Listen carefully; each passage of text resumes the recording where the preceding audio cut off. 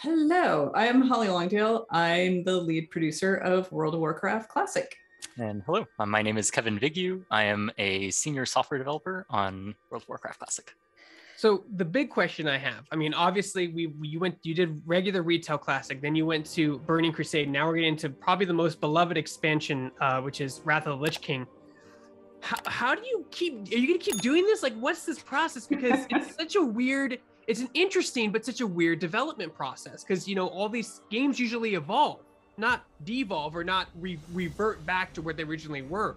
Can you guys talk about like how you keep the classic theme going when you keep introducing new expansions that in turn introduce new mechanics at original release?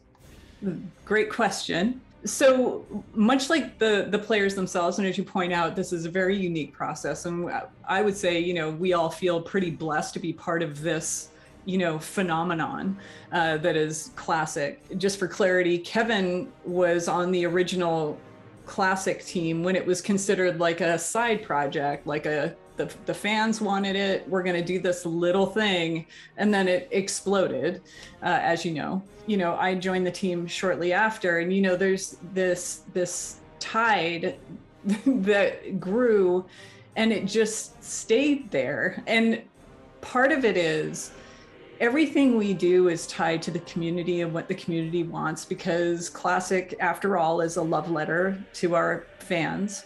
And so we maintain that. And part of that too is the team, selfishly, we all hope, like we're going to do Burning Crusade, but like, let's hang on and make sure that it's the best thing for the community. We went through Burning Crusade. It went great, and we did invest. We weren't sure what was going to happen, which was why we invested in doing Classic era. So if people wanted to stay in Classic, they could. If they wanted to go into Burning Crusade, they could.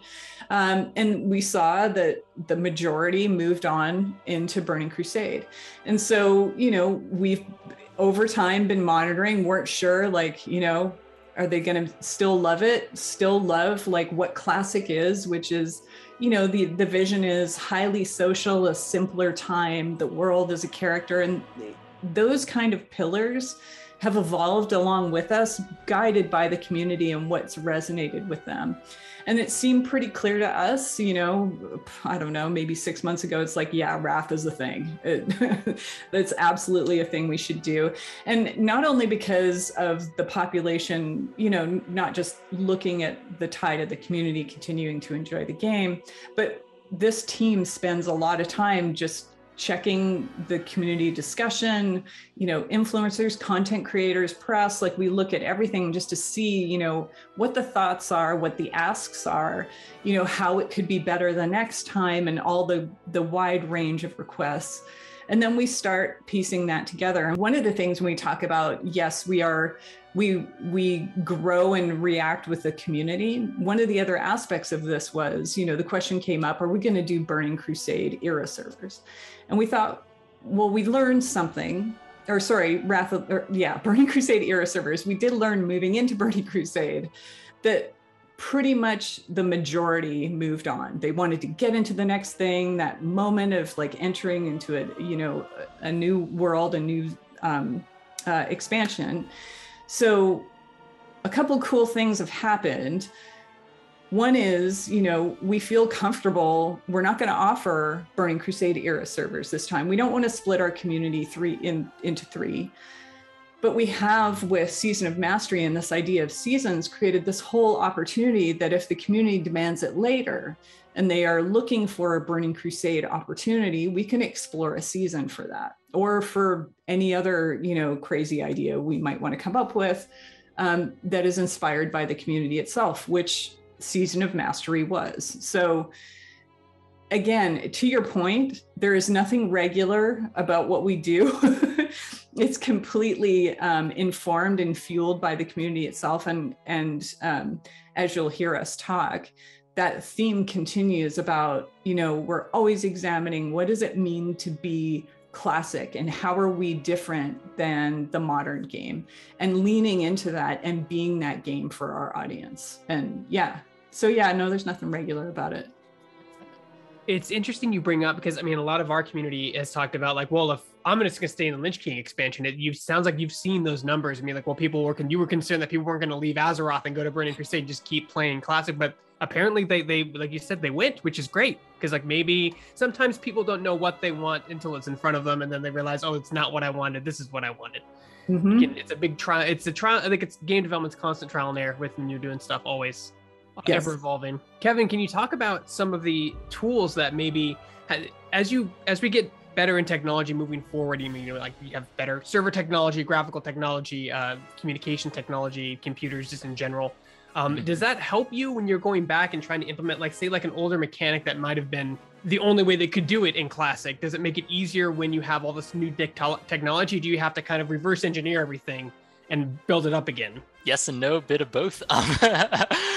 Certainly, just talking about like the technical process of Classic is I think Brian and maybe some others gave like a presentation on this a while back. But for Classic, we took the original data, which is kind of the beating heart of what actually controls the content and what is in the world and where it's located and what spells there are and how they behave and 1,000 other things as well, and paired that with a more modern code base and engine to run that on top of. That's actually has gotten us all sorts of benefits, because we can have more modern graphics, like more modern shadows and more modern water that we think actually look fantastic next to the original assets as well, and kind of that mix of like, it still looks like the game you remember, but like even better than you remember. It looks like the game you remember in your memory is one way to put it. So that has been a huge win for us, certainly in terms of things like server architecture and being able to support more players in one area, being able to have different tools when there are too many players in one area, are all things that we have gained, and just like general stability are things we have gained by having that modern code base.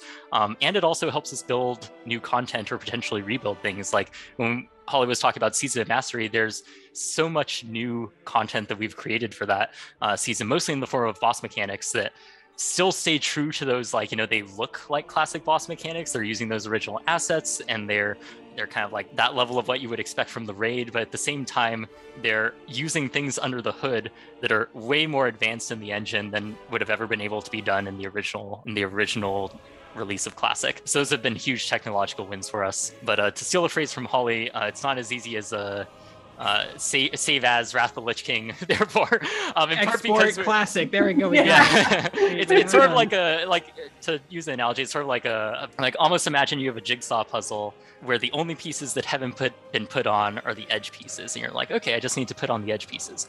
But it turns out they actually just no longer fit in the same ways that you need to. It turns out it's a really large jigsaw puzzle because there's a lot of World of Warcraft out there. So it's a lot of work to get all those pieces lined up correctly so that everything's behaving correctly. But it ultimately gets us more wins in the end than and it's definitely worth it. Now, is there a specific patch that that you guys are cloning for the launch of the Lich King? Are you starting right at 1, or are you going to start like 1 point, some weird odd number? Like, how's that going to work when it launches? It is an odd number technically, but we're starting with patch 335, which was the last patch of Wrath of the Lich King.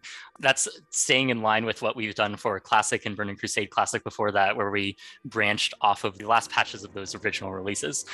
That's where our data is going to start with. But then in terms of how we're releasing the content, we're again going to roll it out in a way that is much closer to the original Wrath of the Lich King. So we are going to start our first raid tier with Naxxramas, Obsidian Sanctum, Eye of Eternity, and Vault of Archivon. And then from there, we're going to go into Ulduar, Trial of the Crusader, Onyxia's Lair revamp is on our timeline, and then Icecrown Citadel as well to face the Lich King, of course.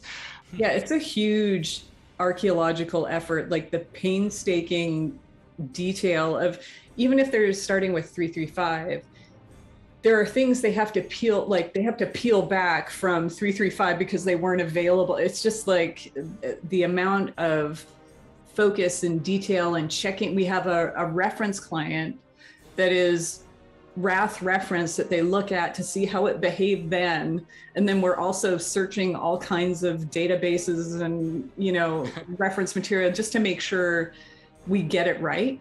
And if we have to make a new system, like arena teams for Burning Crusade was one of those, we had to recraft an entire system. We need to make sure that the spirit of it remains classic, and it's a labor of love, we'll call it.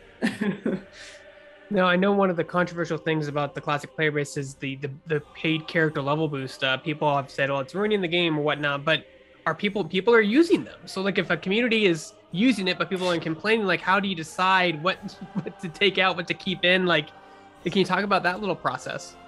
I mean, we're always going to lean into what's going to enable people to play together who want to play, especially when, when Northrend is going to be going to 80. We don't want to leave anyone out who wants to play. And at the same time, we want to respect the time and effort of people who have leveled a character to 70. So, it's a delicate balance, and we want to be fair, but we're always going to lean into how do we get people who want to play into play, which is kind of why, with the Death Knight, you can create your first one on your account without a level 55 requirement, which used to exist. So you can just make one. So if you want to jump into that first ever hero class and hang out with Arthas, then you can do that. And then after that, you will be required to have a level 55 that wasn't the Death Knight you made to make further ones. But everything is about, we want people to be able to play. We want them to be able to play the way they want to play. We're talking about like controversial things. I mean, what isn't controversial, but kind of is in the same vein is with Barbershop. So we're adding Barbershop back. Then literally when Barbershop launched, it was literally a barbershop. You could change your hair. So, and that was a technical limitation then. So, we go through some of these decisions about why it was the way it was, what's the right thing to do for our community. And so we're going to be adding, the ability to change your face. We're adding gender change to it, which, used to be those other options you would have to have paid for. Yeah. But these are just, so these are going to be added, and we're going to be exploring others because, this is a role-playing game. You should be able to express yourself the way you want to, and we want to deliver those options for players and be as inclusive as we can possibly be. And a lot of those things aren't easy. Like Kevin could talk about, like us doing, if we were going to do different shades for skin color, not easy for us because it's got to look classic. It can't, and that presents its own challenges. But we're committed. It's as Kevin delightfully put it, it's very high on our wish list. It's really important to us as a team. And we think the players would love it too. So we recognize that could also potentially, be controversial in that it's not hashtag closer to no changes. It's more hashtag some more changes. But, this is a game people are playing now and today. And we want to make sure that, we're doing what we can to make them happy and have the best experience with Wrath that they can, and all of Classic. It's definitely a difficult process because you do have purists, like when I played Lich King and Burning Crusade, like I looked like garbage because you have mismatched shoulder pads and different weapons and just stuff, or like you look like you're like a trash person because everything's mismatching. But like some people really like that, and some people get really annoyed by it. Like retail has a more subgenre of types of WoW players, but Classic is a little more condensed. But there's still that. Why you have your PvPers, you have your PvEers, you have your level enthusiasts, you have your alt players. You have your all. Like how do you cater to all these different demographics at the same time and without making one mad and one happy, or one happy or one mad? Or is that this the constant dance you guys are doing all the time?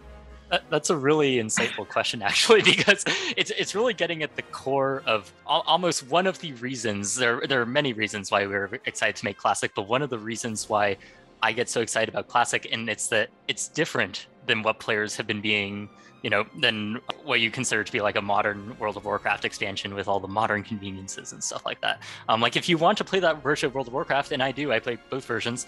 If you want to play Shadowlands or Dragonflight, that's awesome. You can go play those versions. If you want to play Classic or Burning Crusade or Wrath of the Lich King, that's also awesome. We're trying to give you experiences that really celebrate those differences. Players who came back for Classic and are looking for something different, or maybe have picked up Classic for the first time and have latched onto it in the same way that I did back in 2004. That's awesome. Like, you know, we want to continue catering to those players who have been so supportive of us and were encouraging us to make Classic in the first place and showed up on day one and continued showing up and getting their friends into the game. That's really our core audience. And our decisions are kind of made in terms of what best serves that experience for players, that classic experience with that core, that's like, you know, the social, the world, like everything about it, that simpler times, RPG aspects, those are all things we want to lean into. And you're right, it's an art, not a science. It is a lot of times we have to make hard decisions. We have to, because we know that when we make a decision, whether we're going to include some system for Wrath of the Lich King or something like that, we're making that decision for all of our classic player base. That's a lot of pressure, and we want to get it right. We know that whatever decision we make, like at the end of the day, we want to celebrate those differences because it's what only we can offer. It's a lot like I said with the level boost. I mean, people don't like that, but at the same time, if you're 30 levels behind your friend and you're a casual player, i.e. you're playing like a few hours a day, it's gonna take you 6 weeks to catch up with him. Like, it's just how it was, because leveling is a major part of experiencing Classic. You know, as far as I can remember, that was the majority of the game, because there weren't a lot of raids when the original Classic came out. You know, in the original game, there was like 1 or 2 raids. So like that was the game, was leveling, and people, I think some players forget that. You know what I mean? Like, yes.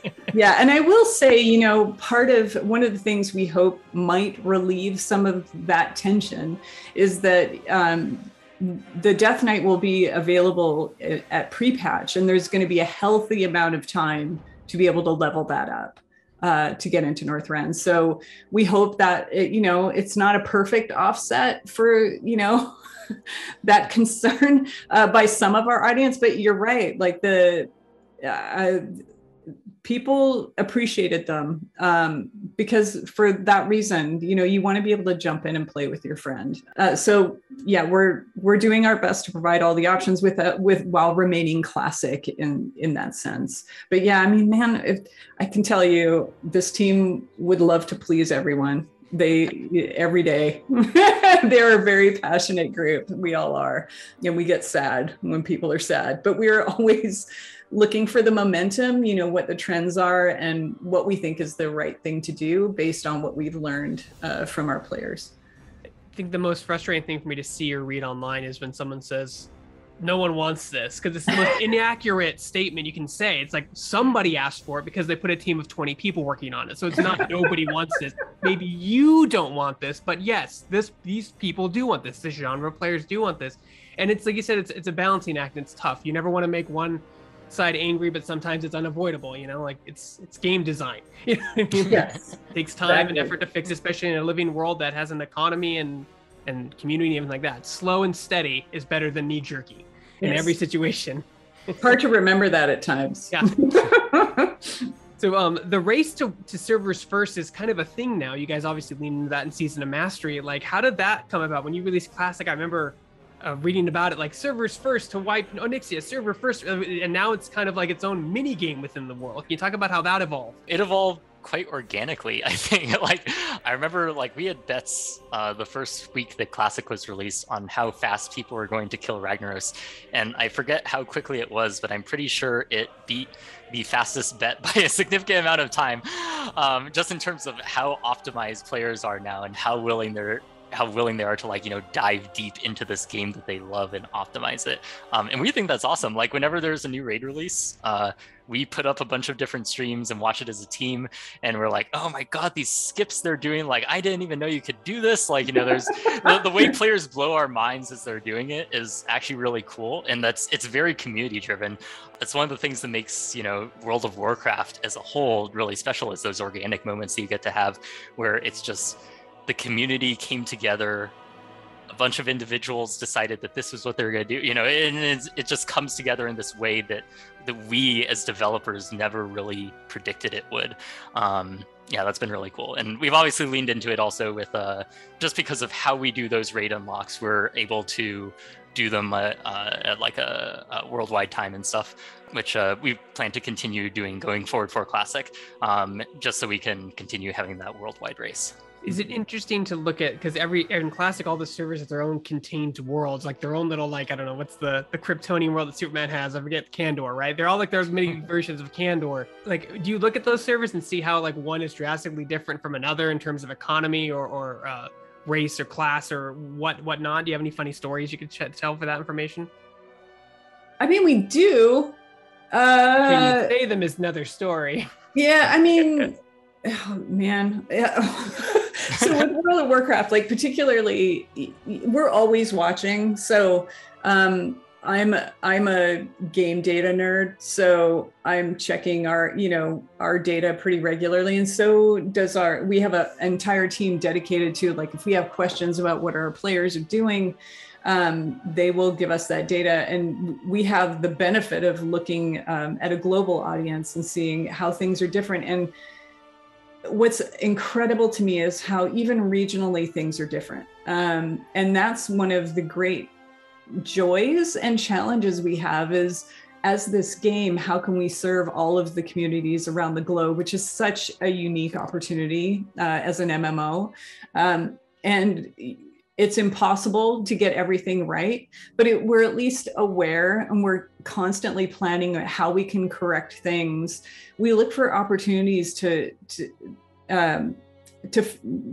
basically look for opportunities to either correct things or bring improvements. So Kevin can probably talk about this in more detail, but we don't want to risk at the scale of, the classic community, like Burning Crusade, for example. But in the Season of Mastery, what that beautiful thing affords us is, we did some anti-botting measures and design adjustments, and just to see if it could work. And if it works there, can we apply those things to, Burning Crusade or Wrath, let's say. So we're always looking for opportunities to find improvements without risking, the health of the larger game overall. And it's an ongoing effort, and that requires us to constantly monitor what's happening, and we're always looking at faction balance. Realm health is very important to us. We're constantly monitoring that and looking for solutions there. And technically, with Classic, it is a bit of a different structure, as you know, because we have, realm by realm. Each realm has its own identity. We have some unique challenges there, but we're committed to working through them and maintaining the health of Classic as we continue on. Yeah, and that opportunity for realms to have their own identity is definitely one of those things that we will always hold near and dear to our hearts for Classic. It's one of those things that makes it special, like bumping into the same person multiple times on a Classic server, and you get to know them or something. It's like, that's really cool. You drive by and buff them, and then you see them later and they give you a heal and they save your life or something. It's like those little moments that really build a server community. I play on, and I'm not a huge role player myself, but like I enjoy playing around the types of players who are okay playing on a roleplay server, we'll put it that way, or something. Like just there was a time when we had to shut down the auction house for it might have been for Burning Crusade launch or something. It was something like that. We had to shut down the auction house for some period, and held a swap meet, which was really adorable. In like the front of Orgrimmar, and I was like, go there, and people were like hawking their wares and stuff like that, and it was like, this is wonderful. And it's the sort of thing that you get when you have those mid-sized server communities that can really build themselves around what their identity is and who they want to be. So that's kind of one of the elements that is another joy of working not just in MMOs is we can make whatever we make, and then when it's out in the universe, it belongs to the players, and we're embracing that, and we always will. This game at the end of the day belongs to them. They're the ones that make it live and breathe, and so we want to make sure that we're always reaching out to them, getting their input, and seeing how we can serve them better every day. You guys seem to really crack down on, I guess what I say, illegal gold buying.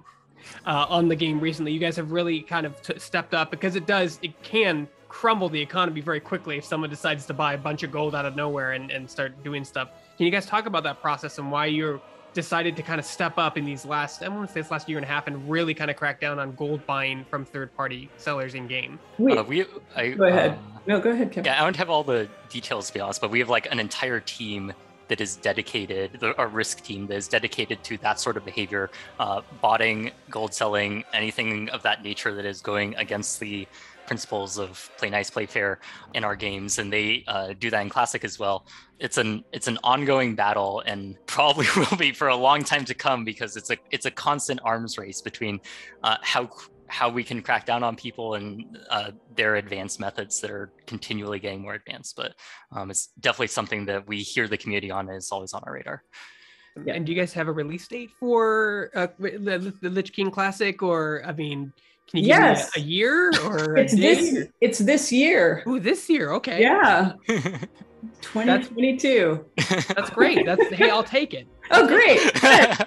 Okay, good. I thought you were going to give a snarky answer like yes, but I like a year. I like a year. That's good. As long as you give it that year, you can expect it. And anyway, guys. To be fair to you, I think we're generally saying, we're really excited to get Wrath on beta in the next 2 to 3 months. It's important for us because, some of the changes we're thinking about making is going to be informed by the community and what we learn from beta and what the players want.